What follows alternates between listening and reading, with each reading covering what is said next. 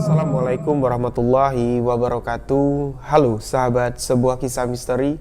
Kembali lagi bersama saya Rio Wijaya. Terima kasih kepada sahabat-sahabat yang telah mendengarkan kisah misteri yang saya ceritakan. Terima kasih juga kepada sahabat-sahabat yang selalu memberikan dukungan, memberikan support agar channel ini dapat berkembang. Untuk sahabat-sahabat semua, mohon maaf beberapa hari ini saya tidak mengupdate video sebuah kisah misteri karena memang kondisi kesehatan tidak memungkinkan, dan insya Allah pada malam ini saya akan kembali menceritakan sebuah kisah misteri untuk sahabat-sahabat semua. Mohon maaf jika suara saya agak terdengar sedikit bindeng dan agak sedikit serak karena memang sekarang masih dalam pemulihan. Untuk sahabat-sahabat yang telah mengikuti giveaway untuk mendapatkan t-shirt sebuah kisah misteri, sahabat-sahabat akan diundi. Sahabat yang beruntung akan diundi di tanggal 31 Juli 2021. Dan untuk sahabat-sahabat yang belum mengikuti giveaway tersebut, masih ada beberapa hari lagi. Sahabat-sahabat bisa mengikutinya dengan cara yang gampang banget. Sahabat-sahabat harus mensubscribe channel YouTube Rio Wijaya dan memfollow akun Instagram Rio.Wijaya91. Tinggalkan komentar tentang pembahasan kisah misteri yang saya ceritakan semenarik mungkin, dan jangan lupa cantumkan juga akun Instagram sahabat-sahabat semua. Kalau sahabat-sahabat tidak memiliki akun Instagram, 5 pemenang akan saya pilih dari komentar di video YouTube secara random. Jadi untuk sahabat-sahabat, ayo ikutan giveaway-nya untuk mendapatkan t-shirt sebuah kisah misteri.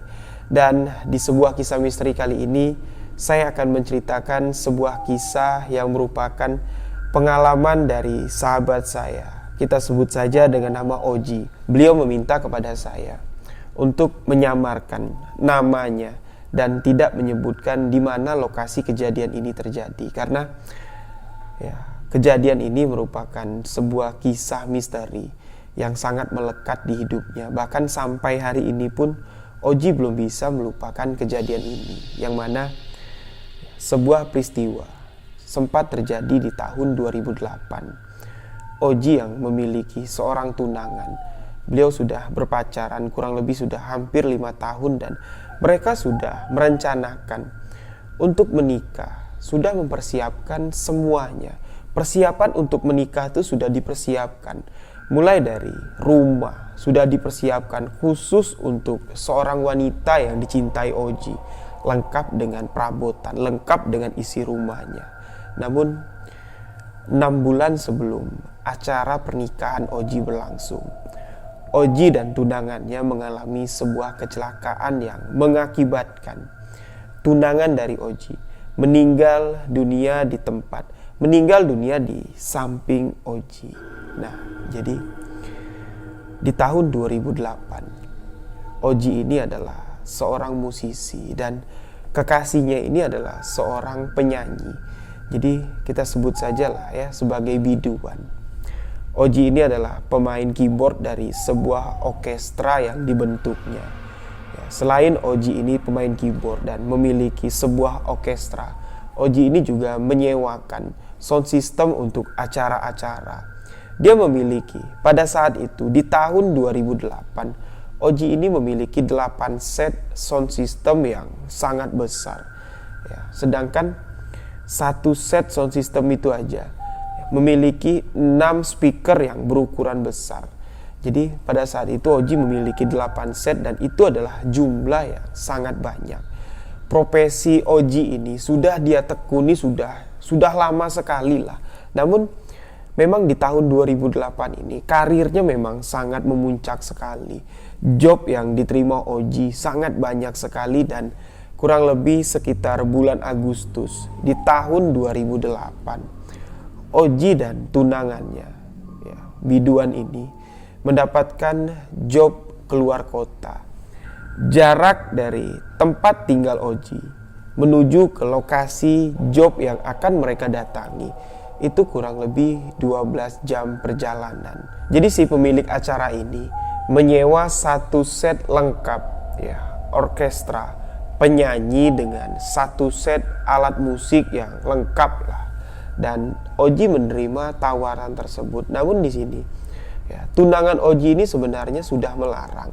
Dia memperingatkan Oji kalau memang waktu pernikahan mereka ini sudah dekat. Yo kalau bisa ya, untuk job di luar kota itu dibatasin. Apalagi harus menempuh jarak yang cukup jauh. 12 jam perjalanan itu bukan waktu yang sebentar. Ya, kurang lebih seperti itulah. Tunangan Oji ini memperingatkan Oji pada saat itu. Namun Oji memutuskan, memaksakan diri untuk berangkat. Pada satu malam, semua sudah dipersiapkan. Satu mobil truk sudah disiapkan, penuh dengan sound system, penuh dengan alat-alat orkestra. Jadi ya, ada 3 mobil pribadi yang mereka bawa. 2 mobil untuk mengangkut personil-personil orkestra, dan Oji membawa mobil pribadinya.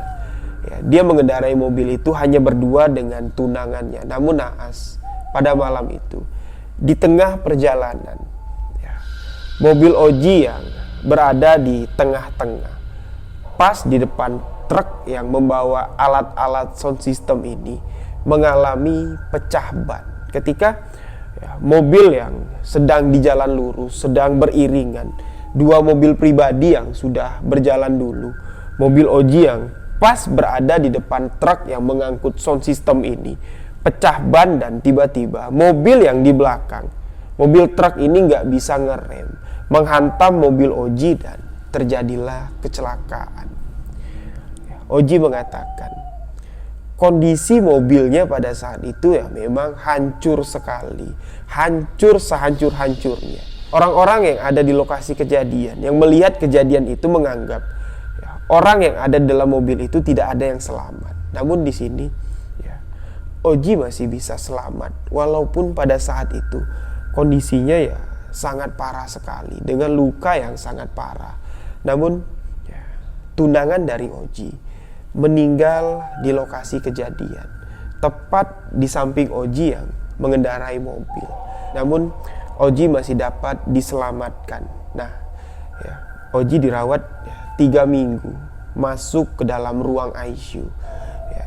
Dia mengatakan bagian lehernya ini patah, tangannya patah, bagian tulang pahanya patah. Namun yang parahnya itu bagian wajah Oji, bagian tenggorokannya ini ya, tertembus kaca depan dari mobil itu, pecahan kaca yang kecil-kecil itu menancap di bagian wajahnya. Bahkan sampai hari ini wajah Oji itu ya masih ada bekas-bekas lukanya ya. Dia bilang walaupun sekarang keadaan wajahnya itu ya buruk lah ya, tapi dia masih bersyukur kalau dia masih diberi kesempatan hidup. Orang-orang ngira kalau Oji itu gak bakal selamat. Dia bilang selama di ruang ICU banyak sekali darah yang masuk ke tubuhnya, karena dengan luka yang cukup parah ya, darahnya banyak terkuras. Dan selama 3 minggu di ruang ICU, Oji ini gak tahu kalau tunangannya itu udah meninggal, dan gak ada satu orang pun yang memberitahu Oji kalau tunangannya itu meninggal. Alasan dari orang-orang itu mengatakan kalau tunangannya itu ya selamat, masih hidup, sehat sekarang ya. Dokter mengatakan seperti ini, kalau Oji tahu tunangannya ini meninggal, otomatis ya, kejiwaan Oji akan terguncang, akan menghambat proses kesembuhannya. Jadi selama di ruang ICU memang dalam kondisi yang cukup parah, tapi Oji ini sadar, dia bisa melihat orang yang datang membesuknya itu, dia bisa kenal, oh ini si A, oh ini ibuku, ini bapakku, ini adekku. Dan Oji mengatakan selama 3 minggu dia di ruang ICU, dia melihat jelas dan masih mengingat jelas kalau almarhumah tunangannya yang sudah meninggal ya, itu setiap malam menemaninya, merawat Oji di ruang ICU. Jadi ya, Oji masih mengingat jelas.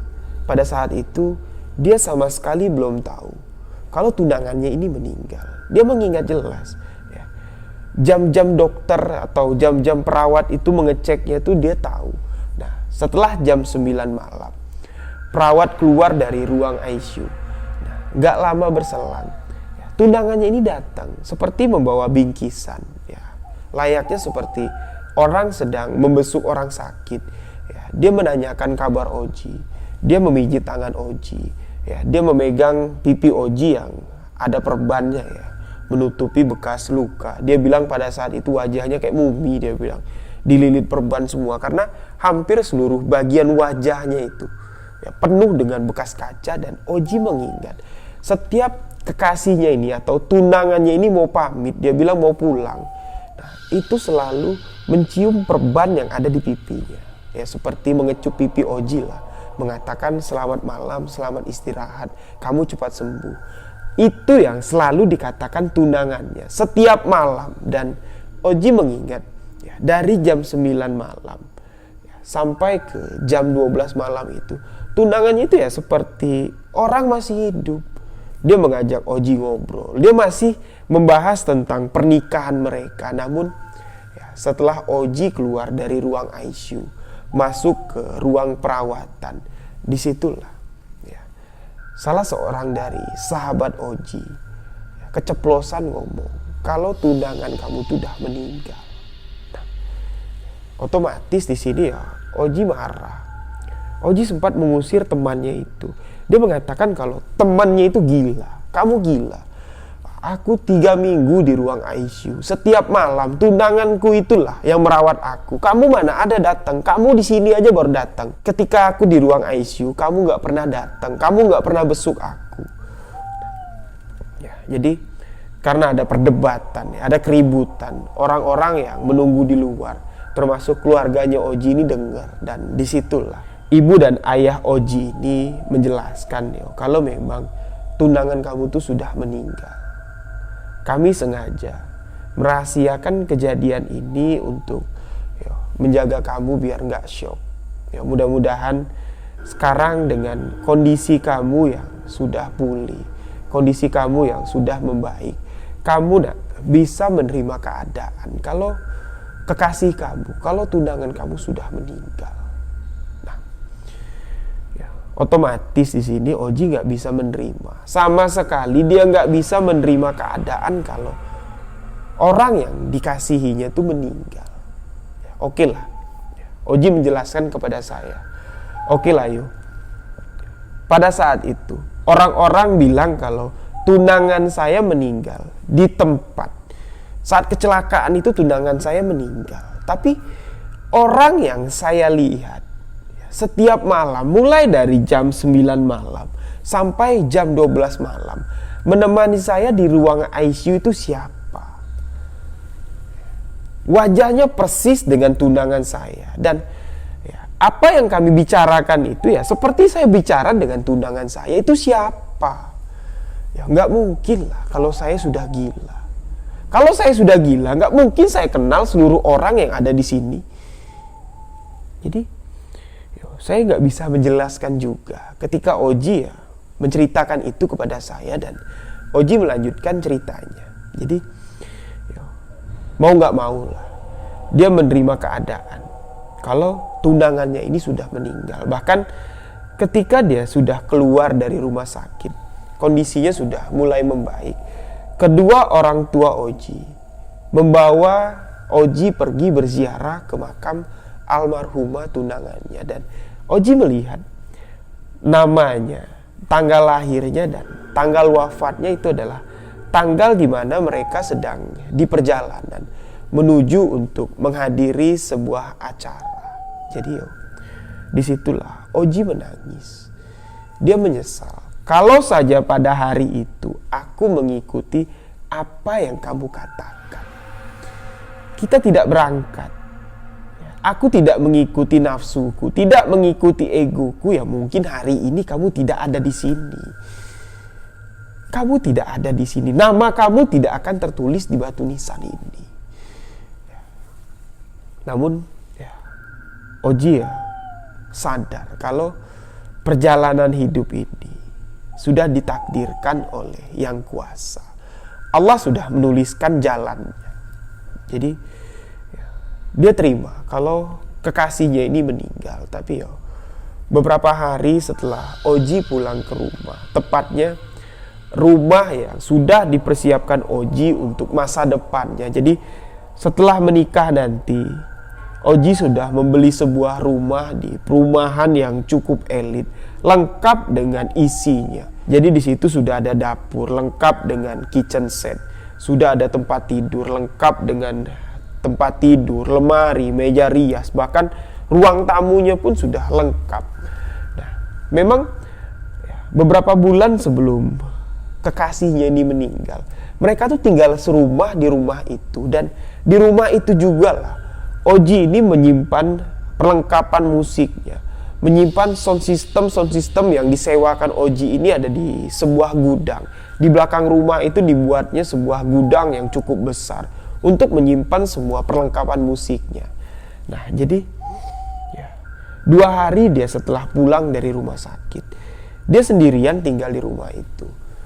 Dia masih mengenang lah ya kejadian-kejadian, kenangan-kenangan indah semasa almarhumah masih hidup di rumah itu. Dan pada suatu malam, Oji masih dalam keadaan sehat, tidak dipengaruhi oleh obat-obatan, tidak dipengaruhi oleh minuman alkohol. Dia mengatakan masih sadar, kesadarannya itu 100%, sekitar jam 10 malam.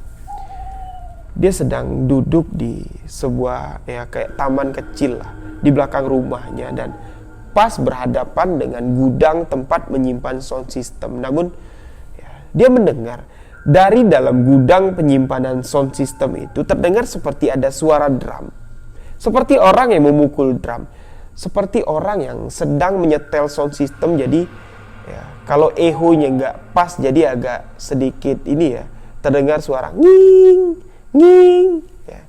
Jadi Oji memperhatikan loh, itu kok kayak ada suara drum, dan siapa juga jam 10 malam nyetel sound system. Padahal di komplek itu nggak mungkin lah, di komplek elit ada yang berani nyetel sound malam-malam dengan volume sebesar itu. Buat apa? Di sekitar rumahnya juga nggak ada acara hajatan. Jadi Oji berdiri, dia mengecek ke gudangnya. Dia berjalan mendekati pintu, dan suara itu semakin jelas terdengar. Seperti ada orang di dalam sedang menyetel sound system, dan sesekali suara drum itu berbunyi, terdengar seperti suara snare dan simbal. Jadi Oji penasaran, loh, kenapa kok bisa bunyi sendiri? Dia bilang. Dia masuk ke dalam kamar, cari kunci gudang, yang mana gudang itu sudah lama sekali nggak dia buka. Setelah kejadian kecelakaan itu, Oji dirawat di rumah sakit, dan dia baru 2 hari pulang. Gudang itu nggak pernah terbuka. Jadi dibukalah gudang itu, dinyalakan lampu. Sama sekali tidak ada orang di sana. Bahkan dia mendengar ada suara sound system yang sedang disetel, tapi keadaan sound system yang ada di sana dalam kondisi mati. Jadi dia aneh. Tapi memang kalau dia mendengar suara drum, itu memang stick drum itu memang ada di atas snare. Jadi dia beranggapan mungkin aja karena kepalanya kena benturan, dia bilang jadi masih terbawa perasaan atau sedikit berhalusinasi lah. Jadi di jam 10 malam itu dia kembali menutup gudang. Dia masuk ke kamar, makan obat, dan Oji pun tertidur. Nah, jadi pada malam itu, di saat Oji tidur, di dalam mimpinya, dia bermimpi sedang pergi dengan tunangannya ini, menghadiri pesta pernikahan. Namun di sini pemilik dari acara pesta pernikahan ini meminta Oji memainkan keyboard, dan tunangan dari Oji ini menyanyikan sebuah lagu. Nah, lagu yang dinyanyikan tunangannya itulah yang dimainkan Oji pada saat bertemu dengan saya. Yang terlihat pada saat itu, Oji memainkan lagu itu dengan kondisi emosi yang sangat luar biasa sekali. Jadi di dalam mimpinya itu Oji merasakan kalau tunangannya ini masih hidup. Dia merasakan kebahagiaan seperti masa-masa dulu lah. Mereka ngejob bareng-bareng, mereka nyanyi. Kadang-kadang juga Oji ini kalau lagi berantem sama tunangannya, ya karena Oji ini player ya, pemain keyboard, tunangannya ini penyanyi, otomatis lagu yang dibawakan atau lagu yang akan dimainkan Oji ini sesuai kemauan dari penyanyi. Jadi dia mengatakan, yuk, jadi kalau tunanganku tuh lagi marah ya, lagi jengkel sama aku, pasti dia nyanyi lagu tuh nyindir aku ya, lagu-lagu galau yang nyindir aku. Nah jadi ya memang ya, selama kami pacaran itu ya memang jarang lah berantemnya, walaupun berantem ujung-ujungnya romantis karena ya dibawain dalam sebuah lagu. Jadi Oji mengingat kembali setelah dia terbangun dari tidurnya. Dia berpikir seperti ini, kalau aku terus-terusan seperti ini ya, aku gak bakal bisa pulih. Sedangkan kondisi keuangan Oji sudah ya, cukup parah lah. Biaya pengobatan yang dikeluarkan Oji ya, cukup besar. Memang ya, selama bertahun-tahun dia menjadi musisi ya, penghasilannya Oji ini cukup besar. Bahkan di tabungannya pada saat itu nilainya nominalnya itu ratusan juta.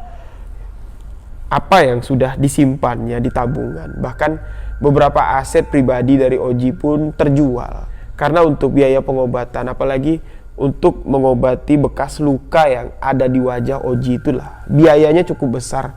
Bahkan sampai-sampai Oji mengatakan kepada orang tuanya, ya nggak apa-apa lah bu, wajahku jelek kayak sekarang, aku masih bersyukur. Yang penting anakmu ini masih diberi napas, diberi kehidupan. Jadi nggak usah lah jual apa-apa lagi. Oji juga udah nggak ada apa-apa lagi lah untuk berobat. Nah jadi setelah malam itu dia bermimpi bertemu dengan tunangannya, menyanyikan sebuah lagu yang membangkitkan semangat Oji. Keesokan harinya dia langsung berpikir seperti ini, kalau aku nggak ngejob lagi, kalau aku nggak manggung lagi, gimana kehidupanku ke depan? Ya udahlah, yang terjadi ya sudahlah, aku mencoba untuk ya, bangkit lagi. Oji berpikir untuk kembali menghubungi teman-teman orkestranya, kepengen ngejob lagi, dan alhamdulillah teman-teman Oji ini ya support yang sangat luar biasa sekali. Ketika Oji menghubungi mereka, mereka langsung datang dan mereka mengatakan, inilah waktu yang sudah kami tunggu-tunggu. Selama ini memang kami ya tidak mau ngabarin kamu tentang job karena kami tahu apa yang kamu alamin ini tidak biasa, tidak seperti kecelakaan biasa. Kamu kehilangan orang yang kamu cintai, orang yang kamu sayangi, yang mana satu profesi. Takutnya gini, ketika nanti kami ngajak kamu, maksa kamu untuk ngejob, kamu kesinggung. Nah jadi kami memang nunggu-nunggu hari ini, dan kamu ngubungi kami, otomatis kami siap, kita bangkit lagi, kita ngejob lagi. Dan mereka pun berjalan seperti biasa. Namun di sini beberapa kejadian aneh pun kembali terjadi. Jadi Oji mengatakan mobil yang digunakannya ketika kecelakaan di tahun 2008 itu kondisinya hancur sehancur-hancurnya. Bahkan Oji mengatakan mobil itu dijual kiloan sama Oji. Dia nggak mau lagi melihat mobil itu setelah diurus dari Polantas, karena mobil itu kecelakaan lalu lintas ya, diurus sama keluarganya, mau dibenerin sama keluarganya Oji. Oji mengatakan ketika dia sudah sehat ya, sudah keluar dari rumah sakit, ya udahlah, apa yang bisa dijual dari mobil itu jual. Kalau nggak bisa ya kiloin aja. Dia sama sekali nggak mau melihat mobil itu lagi karena banyak sekali kenangan yang ada di mobil itu. Nah, kejadian-kejadian aneh ketika Oji manggung bersama tim orkesnya ini. Jadi pada suatu hari mereka diundang di sebuah desa. Mereka berangkatlah dengan tim komplit karena biduan dari orkestra ini, tunangan Oji, beliau sudah almarhumah. Otomatis mereka menggantikan dengan penyanyi yang lain, biduan yang lain. Nah, mereka ngejob seperti biasa, mulai dari siang, sore istirahat, dan mulai ngejob lagi itu dari jam 8 sampai ke jam 10, jam 11 malam. Nah, jadi orang-orang yang ada di sana pada malam itu mengira kalau orkestra ini atau tim dari Oji ini ya beranggapan, mereka mengira kalau biduannya itu atau penyanyinya itu ada 2 orang. Nah, jadi setelah mereka beres-beres ya, ada salah satu penonton yang datang nyamperin Oji, menanyakan, "Bang, biduan yang satu lagi mana? Tadi yang pakai baju merah," dia bilang. Nah, sedangkan penyanyi yang dibawa Oji, satu-satu penyanyi yang dibawa Oji itu sedang duduk di samping Oji dan teman-teman yang lain yang sedang istirahat. Nah, mereka bingung. Ya. Salah satu teman dari Oji bertanya kepada penonton ini, "Biduan yang mana yang kamu bilang?" "Kami cuma bawa 1 orang." "Enggak bang, bukan yang ini. Yang tadi yang nyanyi sama mbak ini di atas panggung, yang pakai baju merah bang." Mereka nih bingung. Tapi di sini Oji sadar kalau apa yang dikatakan oleh penonton ini ada hubungannya dengan almarhum kekasihnya. Karena setiap penampilan dari almarhum tunangan Oji ini ya, dia sering sekali menggunakan baju berwarna merah. Tapi teman-teman Oji yang lain tuh nggak mudeng. Setelah pertanyaannya penonton ini nggak dijawab sama mereka, ya, penonton ini pun pulang. Jadi mereka pada hari itu ya, selesai manggung, pulang ke rumah masing-masing, termasuk Oji. Sesampai di rumah kurang lebih jam 1:30, Bang Oji bilang. Dia kembali duduk di depan gudang, ya, di taman kecil di belakang rumahnya, sambil ngerokok. Ya, dia berkata-kata di dalam hati, "Ya, kalau memang apa yang dilihat oleh orang itu tadi, ya, penonton itu tadi adalah sosok bayangan tunanganku, ya, nggak apa-apa lah. Aku juga pengen ketemu, aku juga pengen ngelihat."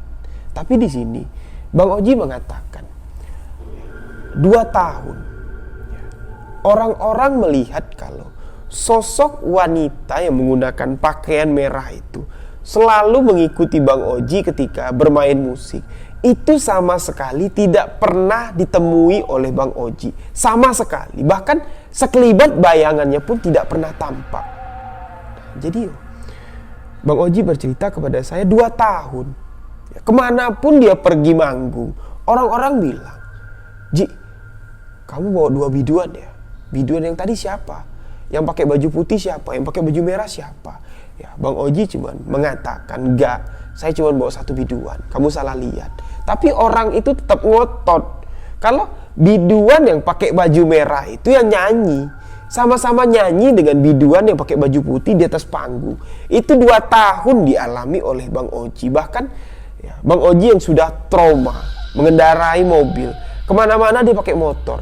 Ketika ya berpapasan dengan orang yang dikenal sama Bang Oji di tengah jalan, pasti orang itu mengatakan, "Ji, cewek mana yang kamu bonceng? Kamu punya pacar baru ya?" Jadi hampir 2 tahun Bang Oji dikira orang selalu kemana-mana bawa cewek. Ya, dia beranggapan seperti ini, aku yang gila atau orang-orang itu yang gila. Karena oke lah ya, kalau memang arwah dari almarhumah itu ya, mohon maaf sebelumnya, gentayangan atau penasaran, ya, kenapa kok nggak memperlihatkan dirinya kepada Bang Oji, ya, menunjukkan wujudnya kepada Bang Oji, tapi ya memperlihatkan dirinya kepada orang-orang lain. Orang-orang yang di sekitar Bang Oji ini ngelihat, tapi Bang Oji enggak. Di situ dia bingung. Bahkan ya teman-teman dari orkestra Bang Oji ini akhirnya satu persatu mereka sadar kalau setiap penampilan mereka itu didampingi dengan arwah seorang biduan wanita. Nah, tapi mereka sama sekali nggak berani cerita ini ke Bang Oji. Jadi setelah hampir 2 tahun, Bang Oji ini udah capek lah. Ya, setiap ditanya orang, dia harus beralasan A, B, C, sampai Z. Akhirnya dibuka-bukaan dengan teman-temannya. Mereka kumpul lah di rumah itu. Ya, mereka kumpul di rumah itu. Ya, ditanyalah satu-satu. Kamu ngeliat gak? Setiap kita manggung, ya, setiap malam ya kita manggung, kamu ngerasa nggak kalau biduan kita itu ada 2 orang? Yo, akhirnya satu persatu, mulai dari pemain suling, mulai dari pemain gitar tuh ya ngomong sama Bang Oji, ya, Ji, mohon maaf Ji sebelumnya. Kalau aku tuh nggak enak sebenarnya cerita sama kamu, tapi kalau kamu sudah ngebuka masalah ini ya udahlah, aku cerita. Aku orang pertama yang sadar kalau setiap kita manggung malam, di panggung kita itu ada 2 orang wanita. Dan mohon maaf Ji sebelumnya, orang kedua yang aku lihat itu adalah arwah dari tunangan kamu. Wajahnya persis sekali Ji dengan almarhumah. Tapi mohon maaf Ji ya, aku nggak ngomong kalau itu adalah arwah dari tunangan kamu. Tapi mirip Ji. Dan teman-teman orkes yang lain pun mengatakan hal yang sama. Bang Oji bilang, ya nggak apa-apa, aku justru bertanya sama kalian. Kalau kalian nggak jawab, aku marah. Tapi kalau kalian jawab, apapun yang kalian jawab, kalau itu kebenarannya ya nggak apa-apa. Tapi aku bingung. Kalian bisa ngelihat, aku sama sekali nggak pernah ngelihat. Jadi teman-teman dari Bang Oji pun bingung. Kami pikir Ji kamu tuh tahu kalau sosok wanita itu selalu ngedampingin kamu tuh, kamu tahu, kamu sadar.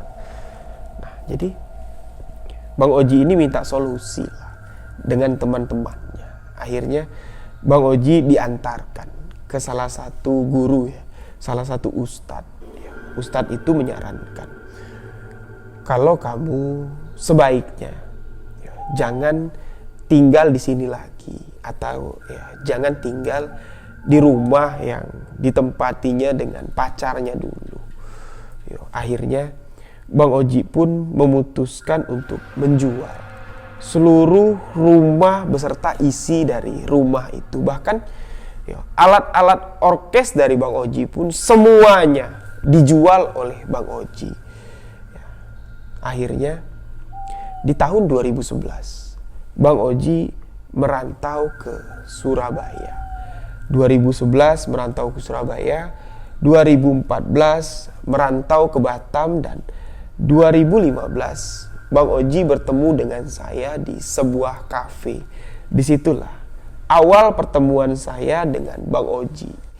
Jadi pertemuan saya dengan Bang Oji di tahun 2015 itu, saya masih menjadi IU ya, event organizer. Jadi teman-teman musisi, teman-teman band lah ya, anak-anak band, penyanyi, gitaris tuh ya memang dekat lah dengan saya, karena memang mereka berhubungan dengan pekerjaan saya pada saat itu. Dan di tahun 2015 saya dikenalkan dengan salah satu teman saya kepada Bang Oji, karena saya sedang mencari seorang keyboardis. Jadi saya dibawa lah ke salah satu kafe itu melihat perform dari Bang Oji. Nah, ketika Bang Oji memainkan salah satu lagu, saya melihat kalau ada sesuatu yang aneh. Di tempat itu ada yang aneh. Bang Oji, dia bernyanyi sambil main keyboard. Penghayatannya itu lebih dari seperti orang yang menciptakan lagu itu sendiri. Bahkan dari penglihatan saya memang ada 2 orang yang bernyanyi di atas panggung itu. Jadi setelah Bang Oji turun dari panggung, setelah dia istirahat lah, kami ngobrol dan saya bertanya, Bang, lagu tadi yang abang nyanyiin kok kayaknya ngena banget sama abang. Saya bilang, lagunya penghayatannya bagus, saya bilang. Terus cara abang nyanyi itu juga beda, saya bilang. Seolah-olah abang tuh sedang duet dengan seseorang, saya bilang gitu. Nah, Bang Oji cuman kaget. Dia agak kaget, tapi ya ditutupi dengan senyumannya yang khas ya. Senyuman Bang Oji yang khas. Dia bilang ya enggak lah, karena lagu itu ya tiap hari saya nyanyiin, karena lagu itu tiap hari saya bawain ya, jadi udah terbiasa aja. Jadi awalnya Bang Oji menutupi hal itu kepada saya. Namun setelah beberapa minggu saya dekat kenal dengan Bang Oji, barulah dia menceritakan semua kejadian ini kepada saya.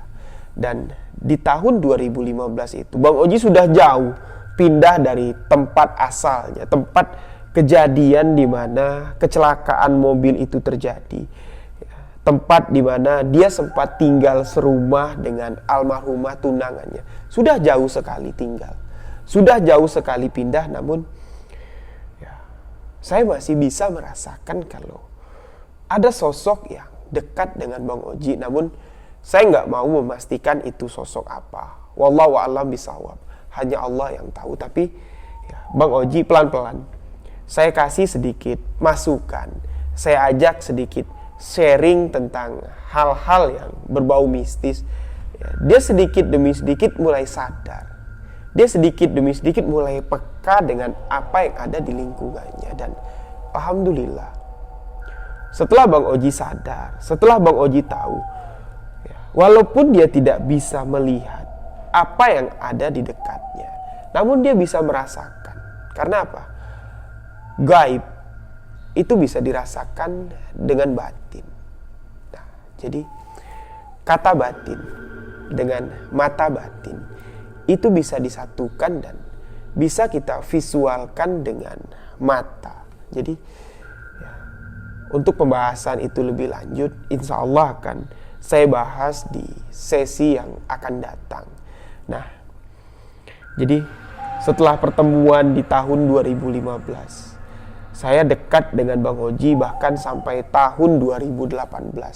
Setelah tahun 2018, saya hanya berkomunikasi dengan Bang Oji melalui WhatsApp karena kami ada grup, hanya ya komunikasi di situ. Dan sebelum saya menceritakan kisah ini, Bang Oji memperbolehkan saya membagikan kisah ini, namun dia minta untuk menyamarkan namanya. Dia minta untuk lokasi kejadian ini untuk tidak disebutkan namanya. Dan Bang Oji meminta kepada sahabat-sahabat sebuah kisah misteri yang mendengarkan kisah ini turut mendoakan almarhumah kekasihnya yang sudah meninggal di tahun 2008.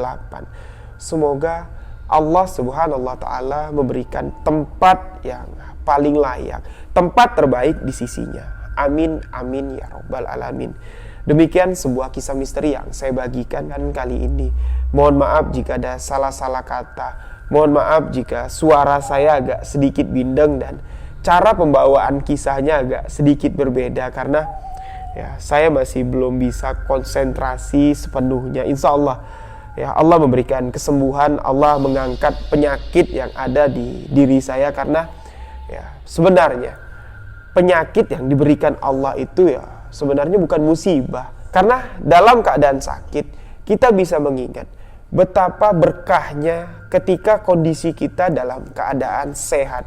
Jadi saya minta kepada sahabat-sahabat semua dalam masa pandemi yang cukup memprihatinkan di negeri kita, di Republik Indonesia, sahabat-sahabat harus menjaga kondisi kesehatan.